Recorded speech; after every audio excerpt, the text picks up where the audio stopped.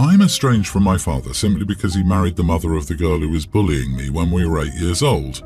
He was my only parent and hugely let me down, and I will never forgive him for subjecting me to being family with someone who mistreated me like that. Even though it did eventually get better, I will never ever claim her as my family, and I made sure I cut all legal ties. I had 2 family members adopt me when I turned 18. My father never understood my anger at him, or why I refused to try at least to make a family with them. He's close with his boss, and I was in town visiting some family and he saw me. He recognized me from a few years ago and mentioned how he hoped I could attend the next family day at their job. I said that wouldn't be possible as I have no contact with my father. He was stunned. He asked what happened and mentioned my sister. I told him she was not my sister and was my bully before my dad married her mom, and that he married this woman knowing her child was bullying me. I told him that made our relationship unsustainable. He apologized and said he had no idea. Apparently, he later confronted my father outside of work and was like, "How could you never say anything, and what kind of father are you?"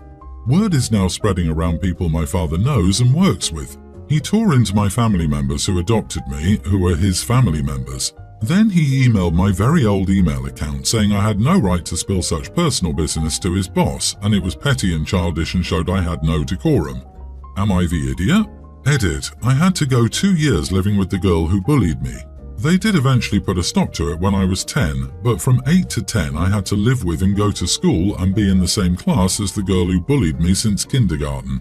My dad even expected me to be her sister. He said this while she was still actively bullying me. He was not a good father to me. To her, sure, not to me. Some of the worst things were her calling me names, cutting my hair, and using my period to humiliate me in school. Not the idiot. You were asked a question and you answered honestly. If your father is so ashamed for people to know the truth, he needs to reflect upon that and his choices. Your father was an idiot. You're not obligated to hide that from the world. Sorry, but you are the idiot. You're an adult and you're holding on to a grudge against an 8-year-old child so strongly that you felt entitled to bring your dad's boss into decade-plus-old drama in response to a polite comment. There is absolutely no reason to do that unless you wanted there to be negative social repercussions for your father. There were so many ways you could have handled this situation honestly without it being so incredibly awkward. We aren't close, we don't keep in touch, etc.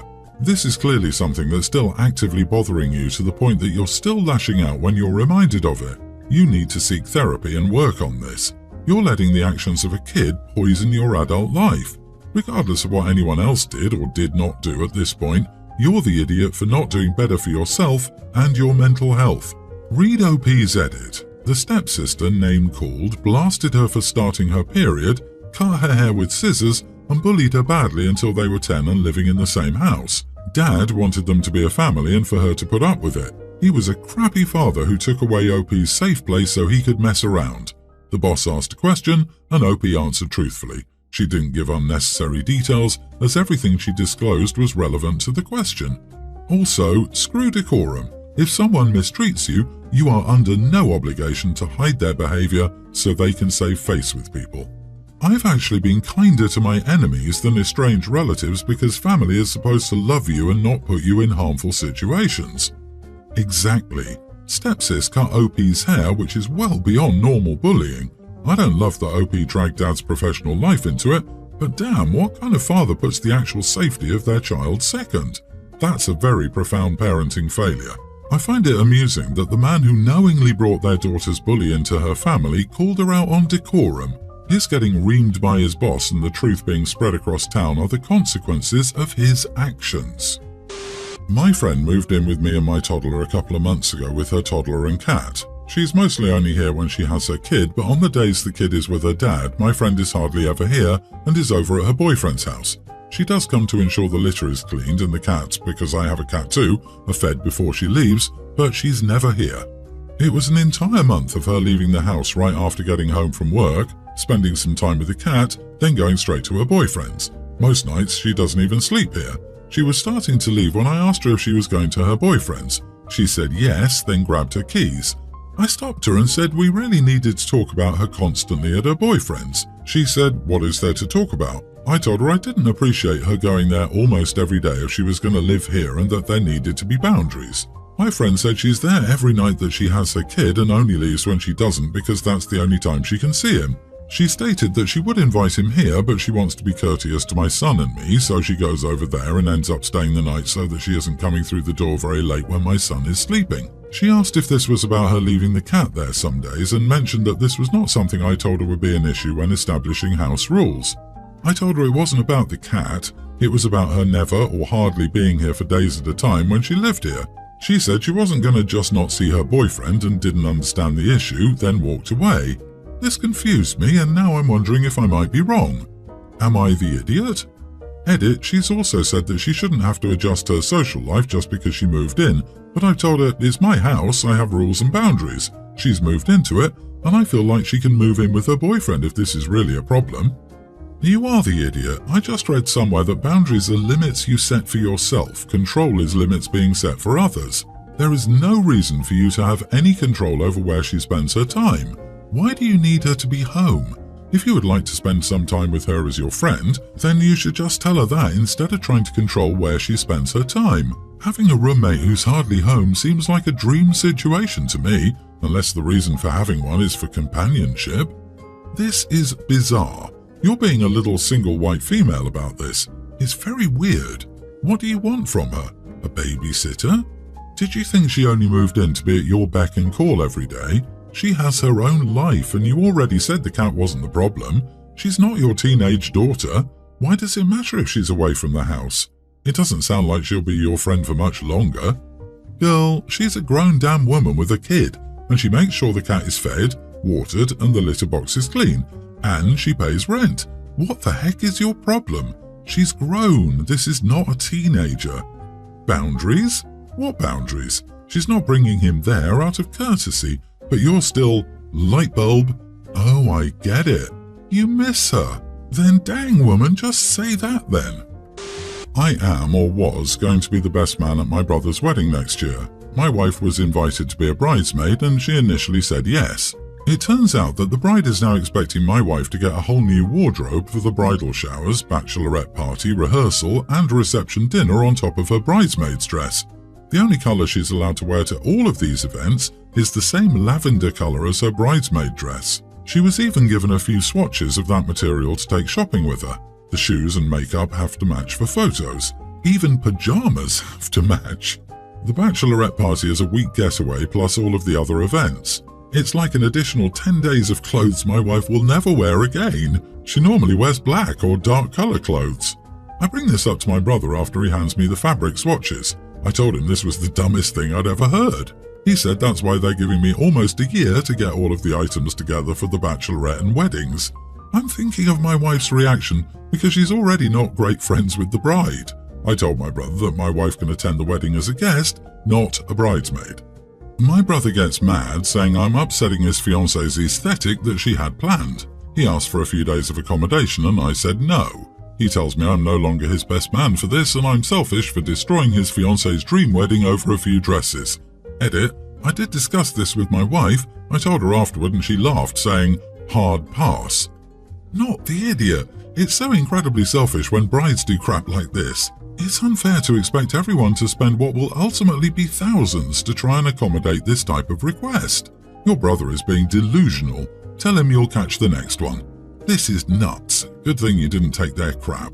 I'm 100% grateful that my husband would deal with his own family BS on my behalf and not let them use my desire to people please to put me in a situation I won't like. He knows me and knows I would hate being some lady's prop at my own expense and telling his family I'm not taking part. OP is an amazing husband, but this wedding culture is out of hand. 10 days for a bachelorette? 10? So now I also expect to use my vacation days and vacation money for your pre-wedding event as well. They're asking that you devote your entire year to them and it's so selfish. There's no room for personal vacations or getaways for the year this friend is getting married. Yeah, this is insanity to me. Do you like the people at your wedding party? What's wrong with them looking like themselves in some non-wedding pictures? Overly curated photos are boring, especially for multiple events. It's all for the socials, Instagram ridiculous. Even if the bride was going to pay for all these lavender outfits and pajamas, I'd want to avoid this. People are not dolls.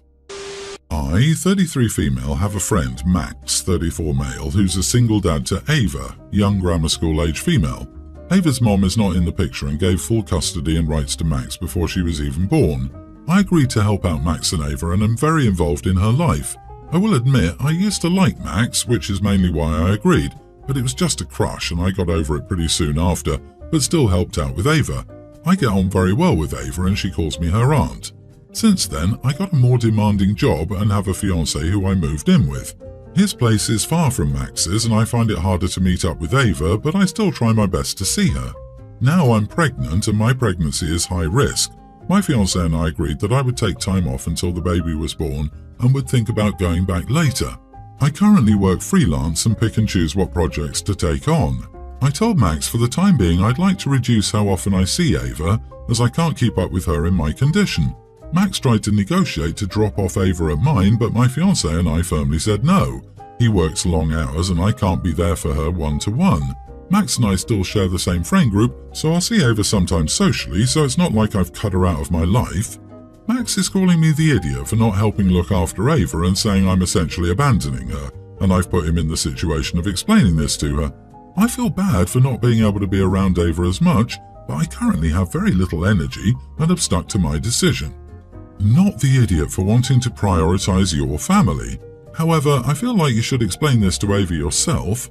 I do not care for Max. You had a crush, you moved on, and your priorities changed accordingly. That's okay.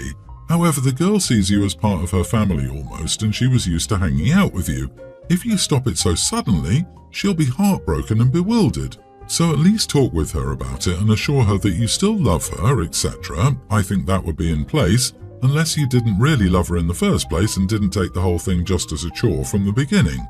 Imagine if a dude came on here and basically said, I became a huge part of a child's life because I was crushing on their mom and thought it would be a good way into her pants. Anyway, now it doesn't suit my lifestyle, so I've noped out of the situation and the mom is all mad.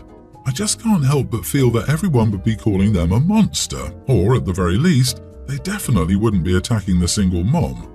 The issue is she shouldn't have started that in the first place. There's always something that could happen, but becoming an influence on a child's life because you want to get with their parent will drop them way low on priorities. It was low-key sleazy of OP. I disagree. Max sure is an idiot. He can't drop her off, so he's telling her you abandoned her. Why can't he come over with his daughter to help out and show her what a good supportive friend does? She isn't your child. It sounds like he was using you as a babysitter and substitute parent. He then tried to guilt you into going back on your statement. Agreed. Why isn't he supporting OP in her time of need when she helped him in his time of need? Time for Max to hand down baby clothes and help OP and fiancé shop for cribs and car seats. Time for Max to come over with a drill and help fiancé tether the furniture and install child locks. Instead, what's he doing? Demanding free childcare. Probably because he knew about the crush and used it to get a free babysitter. My husband and I own our own home, so our son has lived rent-free with us after finishing college, but I think it's harmed him lately. He's 27 and has never had a job. When I suggest getting a job, he says he's worried he would be stressed at work. He always has a reason and shoots down my suggestions to work so that he gets out of the house and does something productive. Every day after I get home from work, he complains about how he doesn't have a girlfriend but refuses to try when his dad and I suggest getting a job, making friends through hobby groups, going outside more and dating apps. He spends all his time complaining about how women don't like him, although he's never tried befriending or approaching a woman. He says if women were attracted to him, they'd approach him, and cites an example of one person he knows who doesn't work and who doesn't go outside and who has a girlfriend as proof that he shouldn't need to do those things. We are at our wits' end and are considering giving him an ultimatum to pay us rent so he'll get a job. Am I the idiot? Worried he'll just become homeless because he seems to hate the idea of working, but I'm at the end of my rope. Not the idiot, but you've done him no favours by allowing him to be a bum for at least 5 years. Tell him he has 3 months to get a job or he's no longer allowed in your home. He then has 6 months after getting said job to get his own place. In the interim, tell him if he isn't willing to change anything, then he's not allowed to complain about it. Everyone's the idiot here. No offence, but there's no way your parenting hasn't directly affected or contributed to the way he's acting now. Cut off the internet for use other than job hunting. If he needs new clothes or things, tell him to learn how to mend them or find a way to acquire them himself. Stop cooking for him or even feeding him any of the special things he likes. Don't pick up after him at all, not one dish, not one sock. If he can't afford it, he can't have it. Tough love. Agreed. Also, his finding a girlfriend should be the least of his and OP's priorities. I'm also going to guess he spends an excessive amount of time online, probably playing video games and watching adult stuff. His dating attitude is extremely concerning. He feels entitled to a girlfriend without putting in any effort. Wonder why? I bet his friend's girlfriend is imaginary. I can confirm I had a 27-year-old unemployed neighbor who lived with his parents try to ask me, 22 female at the time, out. He joined me for my dog walks around the neighborhood, which made him believe I was head over heels in love with him. My walk schedule was like clockwork, 7:30 a.m., 3:30 p.m. I was a live-in nanny, parents took over evening walks. When I kindly rejected him, he turned it around on me and said he wasn't ready for a relationship yet and that I was moving things too fast. The best part is, I just met my now partner, so the dude was flabbergasted when I told him I was seeing someone and tried for months to convince me that what we had was real and he wished things would go back to how they used to be. Even though the entire time I've been talking with him and getting to know my partner. It's been 5 years. My partner and I are happily living together and building our future together. The neighbor dude is now 32, still unemployed, and still living with his parents. It's time for some tough love, OP. It's time for him to leave the nest.